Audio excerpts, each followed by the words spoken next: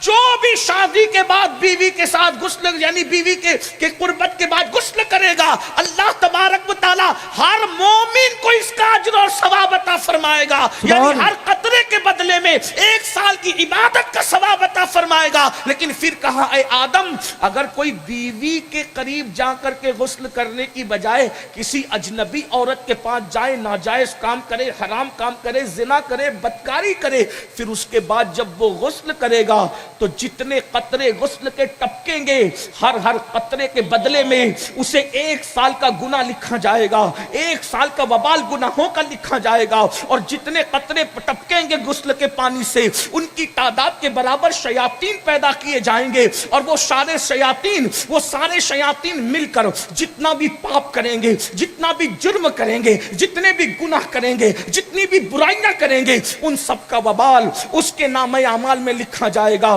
جس کے زنا کی وجہ سے وہ جو ہے اللہ اکبر وہ شیاطین پیدا ہوئے تھے۔ میرے پیارے آقا صلی اللہ علیہ وآلہ وسلم کے پیارے دیوانوں، اب میں آپ سے پوچھنا چاہتا ہوں، آج سلطان الہند سرکار غریب نواز کی محبت کا دعویٰ بھی ہے، آج ہمارے چھوٹے چھوٹے لڑکے، ننھے بچے بدکاری کی طرف بڑھ رہے ہیں۔ ہمیں یقیناً اس عنوان سے کوئی دلچسپی نہیں ہے، لیکن جب یوٹیوب پر خبریں آتی ہے، جب یہ باتیں یوٹیوب پر چلتی ہے کہ مسلمان کا بچہ 16 سال کی عمر میں زنا کے اڈے پہ پکڑا گیا، تو اندر سے کلیجہ کٹتا ہے۔ اے میری قوم کے جوانوں، میں جانتا ہوں کہ تم زانی نہیں ہو، کیونکہ زانی لوگ جلسے میں نہیں آتے، شرابی لوگ جلسے میں نہیں آتے، جواری لوگ جلسے میں نہیں آتے، ارے تم لوگ تو ہمارے لیے بڑے عظیم ہو، مقدس ہو، لیکن انٹرنیٹ کے ذریعے سے گفتگو کس سے کی جاتی ہے اور بات یقیناً ان کانوں تک پہنچتی ہے جن کانوں کو اس کی ضرورت ہے۔ میری قوم کے جوانوں، تمہیں پتہ ہے زنا کرنے والا بزدل ہوتا ہے،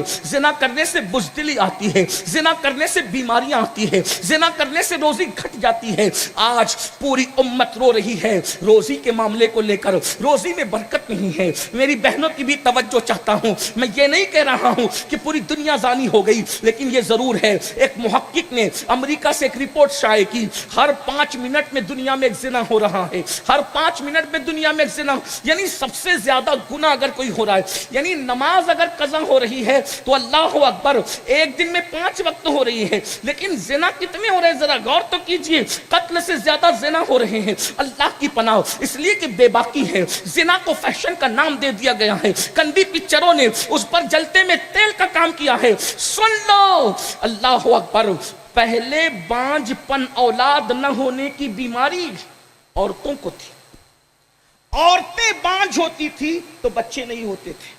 آج ڈاکٹروں کی تحقیق ہے کہ مرد بانجھ ہو گئے، ہنسنے کی بات نہیں، آج مرد بانجھ ہو گئے۔ مرد کیوں بانجھ ہوتے ہیں؟ 2 وجہ سے۔ ایک، شادی سے پہلے جو زنا کرتے ہیں قدرت ان کو یہ سزا دیتی ہے کہ اولاد کے لیے ترسا دیتی، کیونکہ تم کو خدا نے جو نعمت دی تھی اس نعمت کو تم نے جہاں رکھنا تھا وہاں نہیں رکھا۔ اور دوسری مردوں کے بانجھ ہونے کی وجہ یہ ہے کہ گٹروں میں جو اپنی جوانی کو بستروں سے بہاتے ہو یا بیت الخلا میں بہاتے ہو، یعنی اپنے ہاتھوں سے ہی اپنے عضو کے ساتھ زنا کرتے ہو، اس سے مردوں کا بانجھ پن آتا ہے۔ آج پہلے شادی ہوتی تھی تو پوچھو اپنے بڑے بوڑھوں سے، 1 سال کے اندر اندر اکثر لوگ باپ بن جاتے تھے اگر بیوی کا بانجھ پن نہ ہو۔ پہلے بانجھ پن عورتوں میں، روزی کو لے کر کے لوگ ترس رہے ہیں، لاکھوں کماتے ہیں، برکت نہیں۔ ہم لوگ تو فقیر لوگ ہیں، تقریر کے لیے جاتے ہیں، کروڑ پتی کے محل میں بھی جاتے ہیں، غریب کے جھوپڑے میں بھی جاتے ہیں، سب کا مسئلہ ہے روزی میں برکت نہیں۔ کروڑ پتی لوگوں کی روزی میں بھی برکت نہیں، غریبوں کی روزی میں بھی برکت ہے۔ اللہ کے رسول علیہ السلام فرماتے ہیں زنا کرنے سے 3 مصیبتیں آتی ہیں۔ نمبر 1، پہلے تو چہرے کا نور جاتا ہے، کاسمیٹک آئٹم کو استعمال کر کر کے اترانے والوں اور آئینے کے سامنے پھدکنے والوں، کاسمیٹک آئٹم 2 گھنٹے سے زیادہ تم کو نہیں چمکا سکتا، لیکن جو اللہ کا نور ہے، اللہ کا نور وہ ہر مومن کے ساتھ ہے۔ اور مومن کے چہرے وہ ہوتے ہیں کہ جن کو دیکھ لو تو خدا یاد آ جائے، جن کو دیکھو تو آج چہرے دیکھو کیسے لگتے ہیں، اداس چہرے، اترے ہوئے چہرے، افسردہ چہرے، وجہ زنا ہے۔ زنا کرنے سے چہروں کا نور چھینا جاتا ہے۔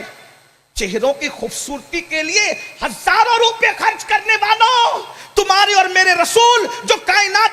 खूबसूरत तरीन इंसान थे, उन्होंने बताया पाक दामन बनोगे तो चेहरे जमीन पे भी चमकेंगे, जनाजों में भी चमकेंगे, कब्र में भी चमकेंगे, और मैदान महशर में तो 14वीं रात के चांद की तरह चमकेंगे। निगाहों पे कंट्रोल करना सीखो, फिर देखना चेहरे कैसे होते हैं। आज वो चेहरे मैं अपने नौजवानों के नहीं देख रहा हूं, बल्कि मेरा उन्वान नहीं, लेकिन गरीब नवाज के जद की मुझे याद आ गई, उनके जद्दे करीम की मुझे याद आ गई। कौन? अल्लाह अकबर। रसूलुल्लाह के खानदान में एक शहजादा है जिसको दुनिया इमाम अली रजा के नाम से जानती। इमाम अली रजा इतने खूबसूरत थे कि खूबसूरती की वजह से चेहरे पर नकाब डाल के घर से निकलना पड़ता था, वरना लोग चलने नहीं देते थे उनको रास्ता। जरा गौर तो करें, बस यहां मेरा तो दिल मचलता है, अगर ये किसी खानका में कहा जाता तो शायद सूफिया उठ करके इस पे रश्क करते कि कोई इतना भी खूबसूरत हो सकता है।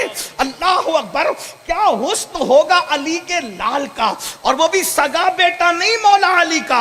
मौला अली के बेटे इमाम हुसैन, उनके बेटे इमाम ज़ैनुल आबिदीन, उनके बेटे इमाम बाकिर, उनके बेटे इमाम जाफर सादिक, उनके बेटे इमाम मूसा काज़िम, और उनके बेटे हमारे मुर्शिद इमाम अली रजा।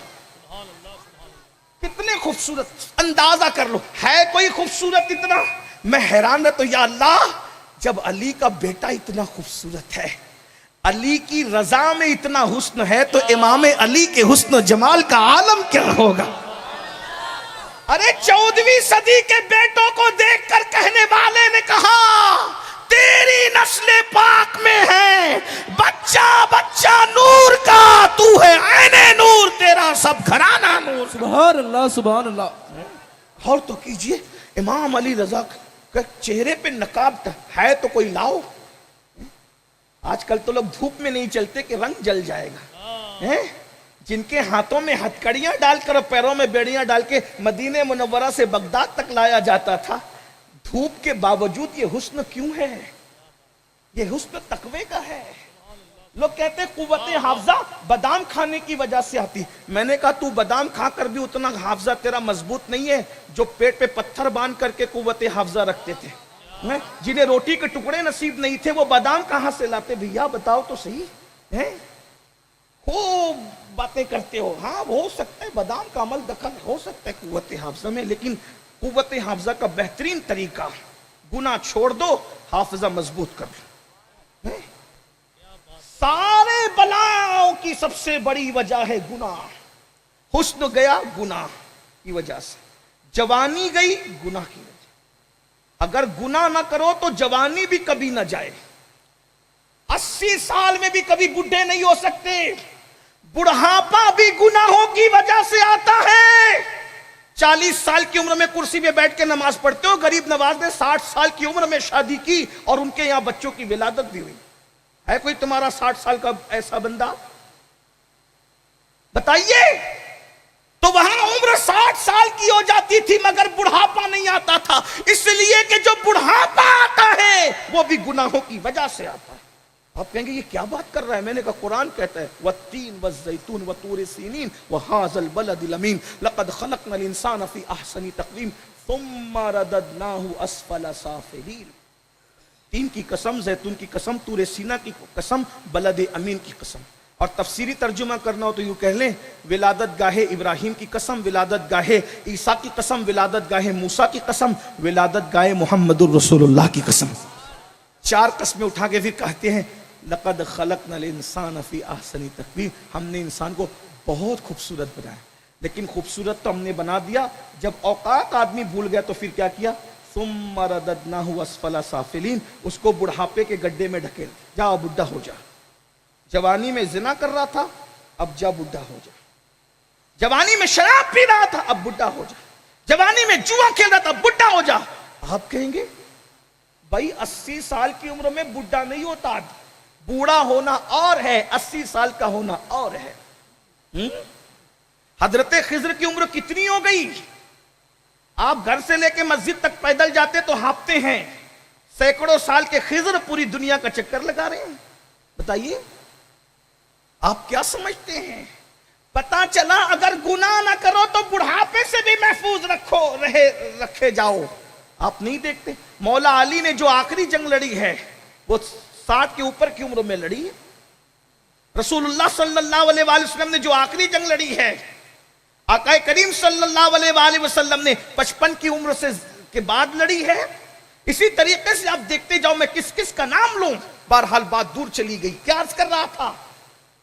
سرکار امام علی رضا جب نیشاپور کی سرزمین پر پہنچے تو چہرے پہ نقاب تھا.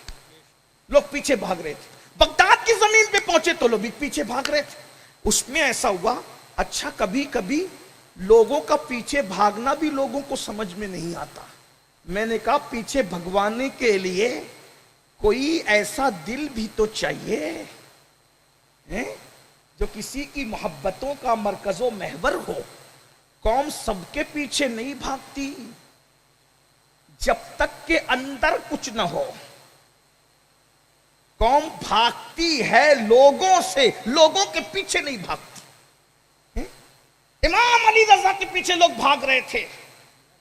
ایک ننھا سا 4 سال کا بچہ، مجوسی کا بیٹا، اس کے دماغ میں نہیں ہے لوگ بھاگتے کیوں ہیں.